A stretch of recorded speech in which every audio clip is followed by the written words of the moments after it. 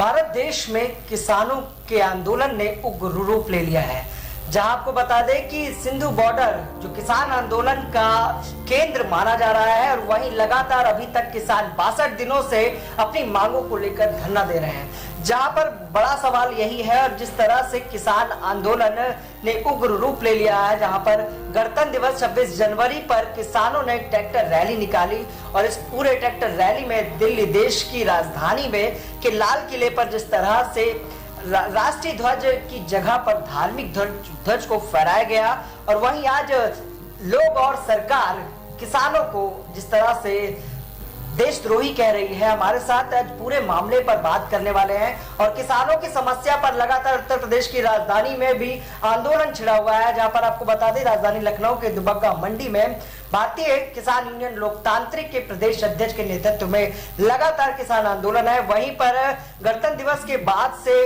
उनके कार्यक्रमों में प्रशासन की बाधाएं भी आ रही, लेकिन सबसे बड़ा सवाल यही कि आखिर सरकार कृषि बिल पर किस तरह का कदम उठा रही है। जहां कोर्ट ने भी फटकार लगाई, लेकिन सरकार अभी तक इस बिल के बारे में स्पष्ट जवाब नहीं दे पा रही। सरकार से किसानों की सारी वार्ताएं विफल हो रही। इसी सभी बात को लेकर आज हमारे साथ चर्चा में है भारतीय किसान यूनियन के प्रदेश अध्यक्ष मनीष यादव जी, जिनसे जानते हैं कि आखिर किसान का ये जो प्रदर्शन था गणतंत्र दिवस पर, जो ट्रैक्टर रैली थी, ये जो इतनी उग्र हो गई, ये आंदोलन किस हद तक सही है, और देश के तिरंगे का कहीं ना कहीं अपमान किया गया है, जहां पूरा देश इस बारे में कह रहा है। जानते हैं कि भारतीय किसान यूनियन का क्या कहना है, और कृषि बिल पर सबसे बड़ा सवाल सरकार से। मनीष जी, आपका स्वागत है हमारे चैनल पे। नमस्कार। क्या कहेंगे अपनी समस्याओं के बारे में, जहां लंबा प्रदर्शन चल रहा है? समस्या देश के किसानों को है, किसान संगठन चला रहे हैं, किसानों के हक और उनके अधिकारों की आवाज उठा रहे हैं। तो हमारा दायित्व है, अगर कहीं पर आने वाले समय में किसानों का नुकसान होने वाला है, तो पूरे देश के किसानों को उस नुकसान के बारे में अवगत कराना। पहला हमारा ये काम था। उसी के तहत दिल्ली में पिछले 62 दिनों से 5 बॉर्डरों पर अलग अलग लगभग 265 संगठनों का एक किसान संयुक्त किसान मोर्चे का गठन किया गया। उसमें 265 संगठन है, जिसमें 40 बड़े नेता कोर कमेटी के मेंबर हैं। उन्हीं के आह्वान पर दिल्ली के 5 बॉर्डरों पर बड़ा आंदोलन छिड़ा है। 26 तारीख को किसानों ने शक्ति प्रदर्शन दिखाने के लिए, सरकार को जगाने के लिए ट्रैक्टर रैली का आह्वान किया था, जिसमें लगभग 5 लाख से ज्यादा ट्रैक्टर दिल्ली की उन बॉर्डरों पर इकट्ठे हुए। सुप्रीम कोर्ट ने आदेश दिया था कि दिल्ली पुलिस की जिम्मेदारी होगी कि इन ट्रैक्टर परेड को अच्छे तरीके से करवाने की। जी।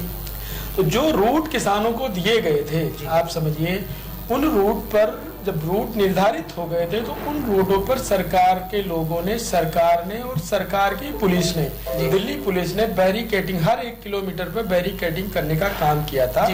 इसलिए वहां पर दिक्कतें आई। आप समझिए 5 लाख ट्रैक्टर दिल्ली की सड़कों पर चलने थे। जो रूट मिला था, अगर रूट बंद ना किए जाते तो किसी तरह की दिक्कत नहीं आती।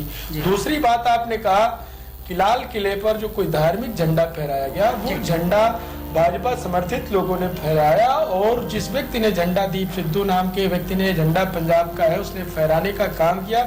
उसने बाकायदा एक वीडियो जारी किया कि ये झंडा हमने फहराया है, और उस व्यक्ति दीप सिद्धू की फोटो तमाम भाजपा के नेताओं के साथ, चाहे गृह मंत्री जी हों, चाहे प्रधानमंत्री जी हों, भाजपा के तमाम मंत्रियों के साथ, सांसदों के साथ उसकी फोटो जारी हुई, जिससे साफ संकेत मिलता है कहीं न कहीं सरकार किसानों को बदनाम करना चाह रही।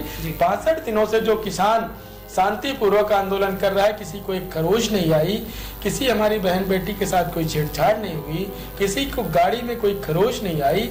आप समझिए वो किसान 26 जनवरी को क्यों आंदोलन अपना गड़बड़ करेगा, क्यों वहां पर इस तरीके का काम करेगा जिससे कि आंदोलन बदनाम हो।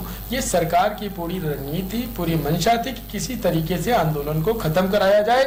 इसीलिए उन लोगों ने इस तरीके का कृत्य कराया, लेकिन किसान नेताओं की समझदारी और सूझबूझ से पूरी व्यवस्थाएं पहले की तरीके से ठीक हो गई। उसी क्रम में कल सरकार ने जबरदस्ती पैरामिलिट्री और तमाम तरह का फोर्स लगाकर आंदोलन को जबरन खत्म करने का प्रयास कर रही थी, लेकिन जब राकेश टिकैत जी और तमाम अन्य नेता जो कोर कमेटी मेंबर उन्होंने आह्वान किया, तो पूरे देश से जो किसान घर वापस चले गए थे 26 जनवरी परेड में शामिल होने आए थे, वो लोग अपने घरों से वापसी कर चुके हैं। और आज फिर लगभग लाखों किसान वहां पर पहुंच गए। आंदोलन हमारा शांतिपूर्वक है। हमारा आंदोलन तब तक चलेगा जब तक ये तीनों कृषि काले कानून वापस नहीं हो जाएंगे, और अगर हमारे ये तीनों कृषि कानून वापस नहीं सरकार करती है तो 2022 में उत्तर प्रदेश की सरकार उत्तर प्रदेश का किसान बदलने का काम करेगा और 2024 में दिल्ली में मोदी जी की सरकार बदलने का काम करेगा।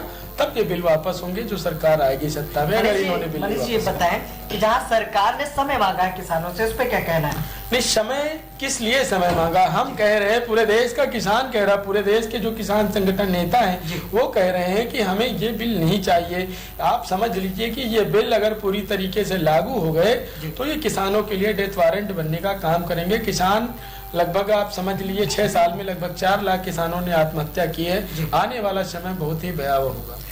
3 बिल में सबसे घातक कौन सा बिल है? ये तीनों बिल बहुत घातक है। आप समझिए, चाहे कॉन्ट्रैक्टिंग फार्मिंग हो, चाहे आपका ये जो असीमित भंडारण हो, और तमाम तरीके की इसमें तमाम असुविधाएं। आप समझ लीजिए, अभी 2015 में महाराष्ट्र सरकार ने दालों पर प्रतिबंध हटा दिया था कि दालों पर असीमित भंडारण की क्षमता खत्म कर दी थी। कोई भी व्यक्ति कितनी भी दालों का भंडारण कर सकता। उसका परिणाम ये हुआ, 6 महीने बाद वही दाल जो 49 रुपए 50 रुपए में बिक रही थी, वो 250 रुपए 250 रुपए 240 रुपए किलो वो दाल बिकने का काम हुआ। अभी बिल लागू होने के बाद आपको याद होगा कि जो आलू 6 रुपए में बिक रहा था वो सीधे 50 रुपए, और प्याज जो है आपका 80-90 रुपए किलो बिकने का काम हुआ। और आज जब किसान का आलू तैयार हो गया है तो 5 रुपए और 6 रुपए किलो वही आलू बिक रहा है। तो आने वाले समय में किसानों को तो जो दिक्कत है होगी, लेकिन 35 करोड़ उन लोगों को दिक्कत सबसे ज्यादा होगी जिनके पास खेती किसानी नहीं है, जो मेहनत मजदूरी करके ठेला खुंचा चलाकर, चाय की दुकानें चलाकर, छोटे छोटे कारोबार करके अपने परिवार का पेट पाल रहे हैं। सबसे बड़ी दिक्कत उन लोगों को होने वाली है।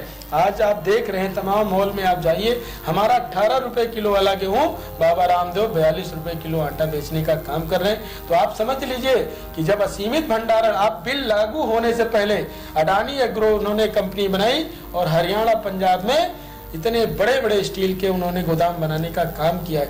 एक तरफ सरकार किसानों को एमएसपी गारंटी देने को तैयार नहीं है, लेकिन एग्रो कंपनी जो अडानी की एग्रो है, जो एक इन्होंने बड़े बड़े वेयर हाउस बनाए हैं, उसमें अनाज जमा करने के लिए सरकार ने अडानी ग्रुप को 30 सालों तक गारंटी दे दी है कि 30 सालों तक आपके यहाँ अनाज जमा किया जाएगा, और उसके बाद हर साल जिस तरीके से अर्थव्यवस्था बढ़ेगी घटेगी उस हिसाब से आपका किराया भी बढ़ता रहेगा। सरकार का बड़ा आरोप है कि किसानों को राजनीतिक पार्टियां समर्थन दे रही, फंडिंग कर रही हैं, और कहाँ किस तरह से फंडिंग हो रही इतने बड़े धरने के लिए? हमें तो नहीं लगता किसी ने फंडिंग की। हम लोग अपनी व्यवस्थाओं के तहत आंदोलन चला रहे हैं। किसान तमाम, कोई गेहूं दे जाता है, कोई सब्जी दे जाता है, कोई दूध दे जाता है। इस तरीके से हमारा आंदोलन चल रहा है। और पंजाब के कुछ किसान ऐसे हैं जिनके बेटे आज विदेशों में एनआरआई हैं, वो लोग पैसा भेज रहे हैं। जैसे जिसकी व्यवस्था, आप समझिए, किसान पंजाब का पढ़ लिख कर उनके अपने बेटों को उन्होंने विदेश भेजा, वह एनआरआई हुए, वहां बिजनेस कर रहे हैं। 1-1, 2-2 करोड़ रुपए साल का उनका पैकेज है। अगर वो अपने बाप को, अपने चाचा को, अपने भाई को इस आंदोलन में सहयोग कर रहे हैं तो हमें नहीं लगता इसमें सरकार को पेट में दर्द होना चाहिए। दूसरी बात यह है कि हम आपके माध्यम से पूछना चाहते हो, तमाम टीवी मीडिया के माध्यम से पूछना चाहते हैं कि 6 साल पहले भाजपा का एक भी कार्यालय अपना खुद का नहीं था पूरे देश में। आज भाजपा ने पूरे देश में जिले से लेकर प्रदेश तक और राष्ट्रीय स्तर पर भाजपा ने अपने पार्टी के जमीन खरीद कर निजी कार्यालय बनाने का काम किया है। इनको पैसा कहां से आया, क्या सवाल देश को ये नहीं पूछना चाहिए? हम आप लोगों से पूछते हैं कि जब इतनी बड़ी नोटबंदी हुई, जीएसटी लागू, उसके बाद इतना चंदा भाजपा के पास कहां से आ गया कि एक प्रदेश में हजारों करोड़ रुपए ये लोग चुनाव में खर्चा करने, कोई भी पार्टी हो, मैं सबकी बात करता हूं। क्या सवाल देश के लोगों को ये नहीं पूछना चाहिए कि इन राजनीतिक दलों को कौन लोग चंदा दे रहे हैं, और जो लोग इनको चंदा दे रहे हैं उन्हीं लोगों को फायदा पहुंचाने के लिए आज सरकार पूरे देश को बर्बाद करने में लगी है। किसान नेता मनीष यादव का बड़ा सवाल सरकार से भी था, लेकिन एक सवाल और है मनीष जी, आखिर बताया 11 वार्ताएं विफल रही, सरकार से बेनतीजा रही। आखिर किस तरह का आंदोलन आगे होने वाला है? सरकार को समय देंगे या अपने आंदोलन को और उग्र बना देंगे? नहीं, आंदोलन हमारा शांतिपूर्वक चलेगा। हमारे यहाँ आंदोलन में सुबह राष्ट्रगान गाया जाता है और कसम दिलाई जाती है कि कोई पुलिस का व्यक्ति आपके ऊपर अगर डंडा मारेगा तो आप लोग उसको जवाब देने का काम नहीं करेंगे।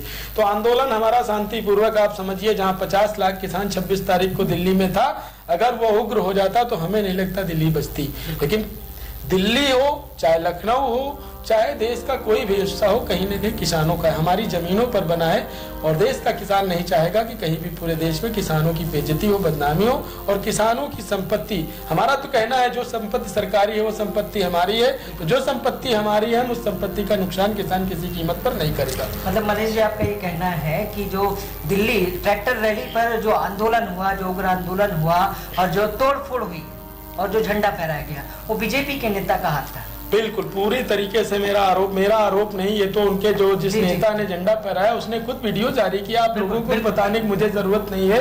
उसने दीप सिद्धू नाम का व्यक्ति जो सनी देओल का स्टार प्रचारक था और मोदी जी के साथ, योगी जी के साथ, अमित शाह के साथ, तमाम लोगों से के साथ फोटो, आप समझिए जिस व्यक्ति ने झंडा फहराने का काम किया अभी तक उसका पता नहीं है, लेकिन उस कोर कमेटी के 40 नेताओं के खिलाफ देशद्रोह का मुकदमा दर्ज किया जाता है, सरकार दर्ज कराती है और क्राइम ब्रांच को मुकदमे ट्रांसफर कर रही है। तो इससे बड़ा दुर्भाग्य और कोई नहीं हो सकता। ये वो लोग कर रहे हैं जो आपराधिक मानसिकता के लोग आज सत्ता में बैठे हैं, चाहे देश के गृह मंत्री हो, तड़ी बार रह चुके हैं, चाहे उत्तर प्रदेश के मुख्यमंत्री हो जो ST सीटर रह चुके हैं, चाहे केशव प्रसाद मौर्य जी हो वो ST सीटर रह चुके हैं। तो जो विकृत मानसिकता के लोग थे वो आज गोडसे की विचारधारा के लोग गांधी की विचारधारा को पसंद नहीं कर रहे हैं। इसीलिए 26 जनवरी को जब किसान देश का सड़कों पर तिरंगा लेकर निकला तो उनको लगा कि बहुत बड़ा खतरा आ रहा है, इसलिए उन लोगों ने आंदोलन को खत्म करने का उनकी सोची समझी साजिश। जी मनीष जी, जहां दिल्ली में 62 दिनों से आंदोलन चल रहा है, राजधानी लखनऊ में आप लोगों का कितना दिन आज पूरा हुआ? हमारा 62 दिन में दिल्ली से चल रहा, लगभग 10,000 हमारे किसान खुद दिल्ली में पड़े हैं, हमारे बड़े नेता तमाम। राजधानी लखनऊ में कितने दिन? नहीं, मैं बता रहा हूँ, अपनी बात रख रहा हूँ, वहाँ चल रहा है। फिर बाबा जी जो आज उत्तर प्रदेश में मुख्यमंत्री जी हैं, वो बार बार दिल्ली में कह रहे थे कि हमारे यहाँ उत्तर प्रदेश का किसान पूरी तरीके से संपन्न है, पूरी तरीके से खुशहाल है। जबकि सच्चाई ये है कि आज सबसे ज्यादा अगर दुखी कहीं का किसान है तो उत्तर प्रदेश का है। उनकी इस बात का जवाब देने के लिए हम लोग लखनऊ में 17 तारीख से अनिश्चितकालीन धरना हमारा चल रहा है और आगे भी चलता रहेगा जब तक दिल्ली का धरना समाप्त नहीं होगा। दशहरी चौराहे का भी धरना चलता रहेगा, उसको कोई खत्म नहीं करा पाएगा। आपके चैनल के माध्यम से यही हमारा संदेश है। यहाँ किसी से कोई वार्ता हुई या मुख्यमंत्री से मिलने की कोई वार्ता? नहीं, मुख्यमंत्री देखिए, हम लोग जो बाबा जी ने कहा था तमाम और समस्याएं हैं उसका निराकरण सरकार करा सकती है, लेकिन नहीं कराएगी। चाहे स्मार्ट मीटर लग रहे हैं जो गांव में किसानों के घरों में 30% एक्स्ट्रा वो बिल निकाल रहे हैं, ये बात खुले सरकार की जो रिपोर्ट आई उसके तहत। दूसरा, किसानों के ट्यूबवेलों पर चाइनीज मीटर लगाए जा रहे हैं। एक तरफ सरकार कह रही चाइना का बहिष्कार करो, दूसरी तरफ चाइना के ही मीटर लाकर गांव-गांव घरों-घरों में लगाए जा रहे हैं। दूसरी तरफ चाइना की बड़ी-बड़ी कंपनियों को देश में बड़े-बड़े टेंडर दिए जा रहे हैं। तो मैं तो समझता हूं कहीं न कहीं देश के साथ धोखेबाजी की जा रही। सरकार कोई काम करने वाली नहीं, सरकार सिर्फ इसलिए कह रही है कि 2 साल के लिए बिल सस्पेंड कर रहे हैं क्योंकि उनको पश्चिम बंगाल और उत्तर प्रदेश का चुनाव दिखाई दे रहा, देश का किसान नहीं दिखाई दे रहा। लेकिन किसान अब समझदार हो गया है, किसान को कोई मूर्ख नहीं बना सकता है। अगर इन्होंने बिल वापस नहीं किया तो ना तो ये पश्चिम बंगाल में जीत पाएंगे, ना उत्तर प्रदेश जीत पाएंगे, ना तो इसमें किसी प्रदेश में जीत पाएंगे और 24 में ये फिर कम से कम 35 सालों के लिए देश से गायब हो जाएंगे, सत्ता से दूर हो जाएंगे। ठीक, तो ये थे हमारे साथ भारतीय किसान यूनियन के प्रदेश अध्यक्ष मनीष यादव, जिन्होंने बड़े सवाल पूछे सरकार से भी, जहां पर जिस तरह के आरोप भी लग रहे थे उसका खंडन भी किया और बताया कि किस तरह से किसानों की जो फंडिंग की बड़ी बात सरकार लगातार और उनके प्रतिनिधि लगातार पूछ रहे हैं कि आखिर फंडिंग कहां से आई, तो उसका भी जवाब उन्होंने दिया। वही बड़ा सवाल यह है कि आखिर कोर्ट के आदेश के बाद भी सरकार किसी बिल पर क्यों नहीं फैसला कर रही है, जहां पर अभी तक आंदोलन उग्र हो चुका है। और वही उन्होंने बताया कि वो उग्र आंदोलन जो हुआ वो किस तरह के षड्यंत्र से हुआ। फिर मिलेंगे किसानों के मुद्दे पर बड़ी बहस को लेकर हंगामा टाइम्स न्यूज के साथ, और जहां आज हमने बात की और जाना कि किसानों की समस्या जिस तरह से विकृत होती जा रही है, लगातार बढ़ती जा रही है, जगह जगह किसान आंदोलन कर रहे हैं, मौजूदा सरकार आखिर उस बिल को किस तरह से खत्म करती भी है या नहीं करती है। लेकिन वही उन्होंने बड़ा सवाल भी उठाया कि जो चुनाव आने वाले चुनाव है उसको लेकर केंद्र सरकार और प्रदेश सरकार समय मांग रही है, जहां किसानों का कहना है कि बिल वापस होगा तो किसान आंदोलन बंद होगा। फिर मिलेंगे किसी खास मुद्दे के साथ।